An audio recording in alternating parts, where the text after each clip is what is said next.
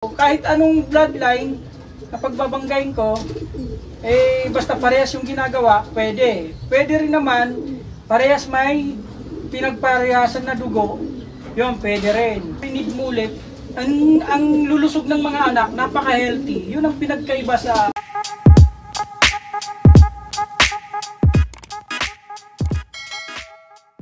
Pagdating naman sir ng recovery, anong madalas mong gawin dito sa mga ibon mo?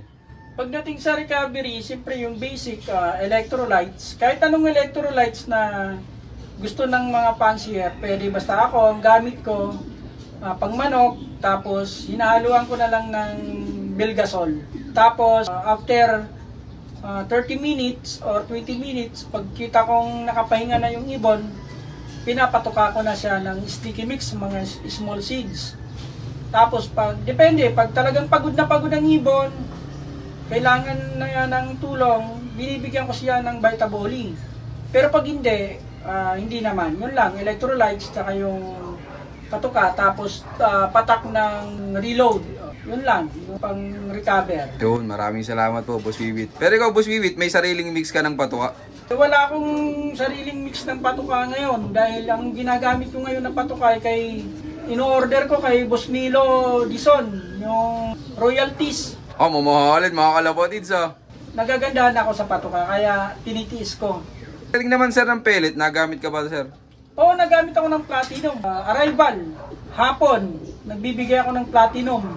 Tapos Lunes hanggang Martes, nagpapa-snack ako ng kahit ilang pirasong platinum. Pag Miyerkules hanggang araw ng loading, tinatanggal ko na yon.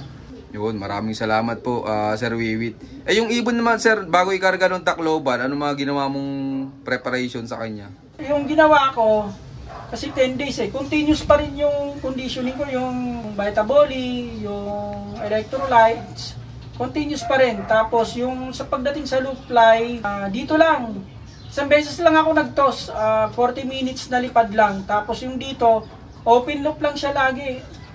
Iniikot nga niya yung lahat ng bubong, kung saan saan nagdadapo. Parang namamasyal siya dito. Natutuwa naman ako kasi parang inaangkin niya yung buong bubong ng kapitbahay ko para siyang siga. Hindi ako na masyadong nagpapalipad pag mga ganyan. Sinisigurado ko lang kasi na wala siyang masakit sa katawan, wala siyang nararamdamang masakit sa mga muscle niya. Yun lang, kumbaga, yung pagpakain on time. Dapat on time talaga yung pagpapakain. Ito naman yung nanalo, first overall ng sprint race ngayong South. Bali, sprint race, first overall ako. Tapos ng fan race, yung car winner, first overall din. Tapos derby, third overall. Ayos, tingnan nyo mga kalapatids, mapa malapit, mapa gitna, mapa malayo. Talagang pumapalag yung mga ibon dito ni Sir. Iba talaga mag-alaga si Sir Wiwit. Ang bloodline nan, Boss Wiwit? Campus. Pag campus din, pag babae, mas mabilis kaysa lalaki. Mabilis din naman ang lalaki, kaso lang, hindi katulad ng babae, mas consistent sila. Yung lalaki kasi minsan malandi, paiba-iba yung lipad. Adi kaya mas gusto mo sa campus, yung babae, tas may itlog? Babae, tas may itlog. Kahit wala silang itlog, consistent na sila. Pag lalaki, pwede sila mga habol, ganon. Pag hindi habol, minsan nagluloko. So hindi katulad ng babae, kahit wala pang itlog, consistent sila. Mas mabilis sila pag naglimlim. Ayos, congrats kay Boss Wiwit. Anong balak mo sa ibon na yan, Boss Wiwit? Ilalaro ko to kasi nag-champion to ng South. Pero pang summer siya, nilaro ko lang. Ito mga kalapatids, young bird pala to ng summer. Oo. Inalaro lang ni Boss Wiwit ng South Race, tapos nanalo pa. Oo, nag-champion siya. Ayan, abangan natin to sa summer race. Tingnan natin kung maghahakot ulit. Ito, papakita naman ni Boss Wiwit yung car winner niya na ibon. Ito nga pala si Babaylan, yung car winner ng Sky Warrior. Ayos to mga kalapatid. So, ilan yung naglaban-laban, sir? Hindi ko alam eh. Hindi ko na kasi tinitingnan kung ilan yung kalaban. Basta pag sumali ako, sasali lang ako pero hindi ko na tinitingnan yung kung ilan ang kalaban. Ilan ang in-entry mo noon, Sir Wiwit? 5 ata yung in-entry namin sa Wigo. Tapos, meron kaming isa, 1 to hanggang 5 laps ata, 5th lap, number 1 contender kami. Tapos biglang nawala yon. Tapos, nung nawala yon, ito naman, nag-aangatan sila, yung mga ibon nakin, Yung iba na nasa baba, unti-unti na rin umaakyat. So, nung nawala yun, sumunod na lap, ito naman, humataw, dalawang magkasunod na lap. Kaya, bago mag last lap, number 3 contender siya.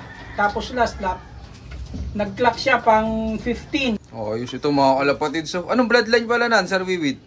Ang nag-breed nito ni Jericho Dio Cruz. Ang sabi niya sa akin ay Peter Van den Merwe cross sa Anby.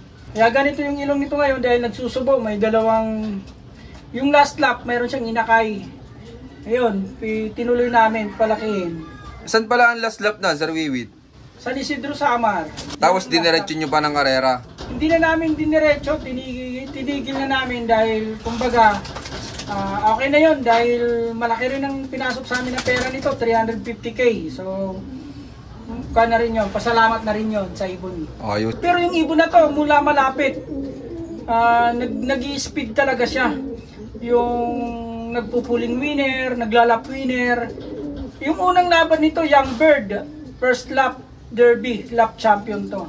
So may tulin to, may tulin. Malapit hanggang nung lumayo, may tulin talaga siya. Ay Sir Wiwit, baka may magtanong na viewers natin mag-out ka ba ng mga magiging anak nan? Kung may mga gusto mang bumili nito, PM nyo si Boss Jericho Dio Cruz dahil siya na magbibreed nito dahil kukunin niya. Siguro baka nga bukas, kunin niya na to so doon na magpaparami sa kanya. Naman yung mga magulang nito sa kanya. Ayan, nasa screen yung Facebook name mga kalapatids, i-PM nyo na lang. Ito, tatanungin naman natin si Boss Wiwit about sa breeding.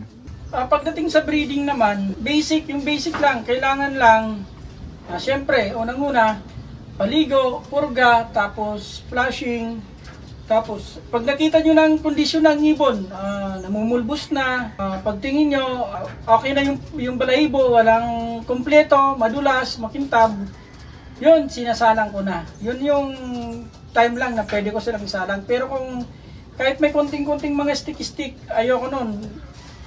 Kasi parang, syempre, sabi nga ng mga veterano, doon pa rin ako bumabase. Mas maganda yung buong-buo yung balahibo at nagawa mo yung mga basic na paligo, purga, tsaka flushing. Yun, maraming salamat Sir Wiwit. Paano ka pumili naman nung pagpaparisin mo na ibon? Ito, ang kuha ko dyan, syempre unang-una, yung example, kung ano yung ibon meron ako, tapos yun, pag napanalo ko, syempre naramdaman ko yung lipad mismo ng ibon.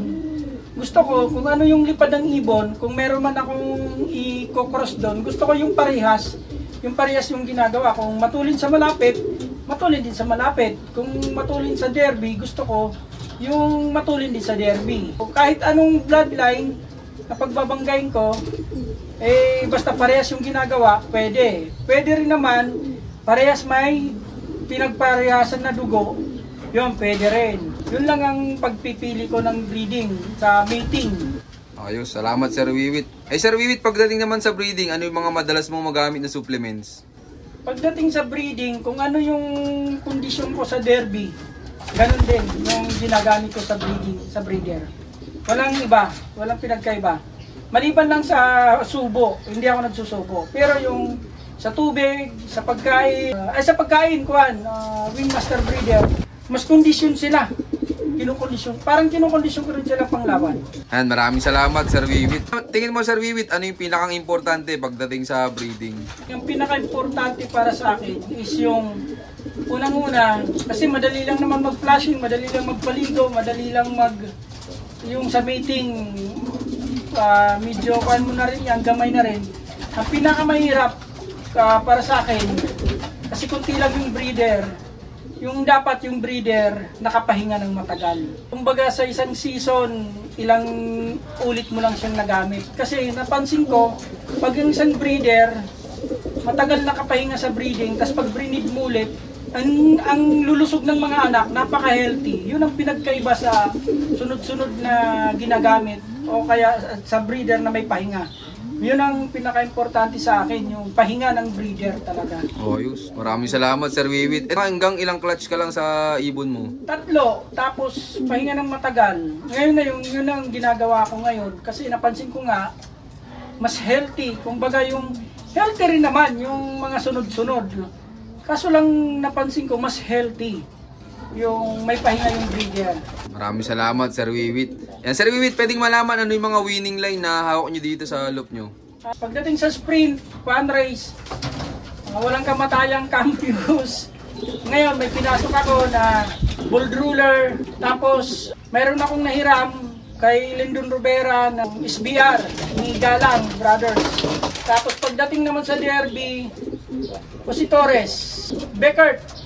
Yun. Yan, maraming salamat, Boss Wiwit. Yan, sa mga may gustong mag-acquire ng mga ibon ni Boss Wiwit, i-PM nyo lang siya. Nasa screen yung kanyang Facebook name.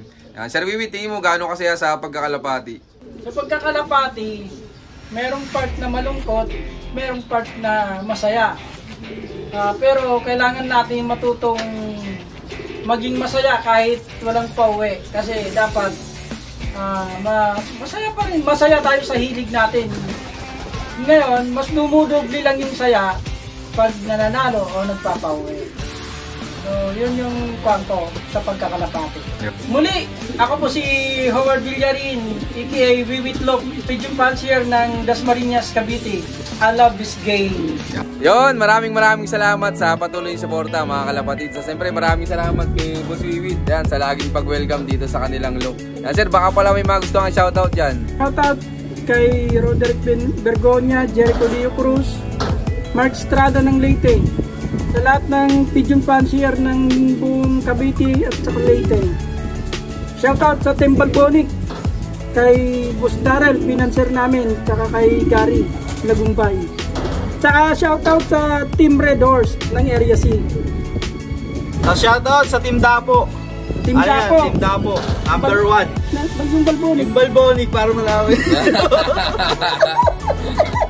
Yan, shoutout sa inyo lahat. At siyempre, shoutout din sa lahat ng mga patuloy na sumusuporta dyan. At abangan nyo pa yung mga susunod kong follow pigeons sa'yo na keep watching and God bless you all. Thank you.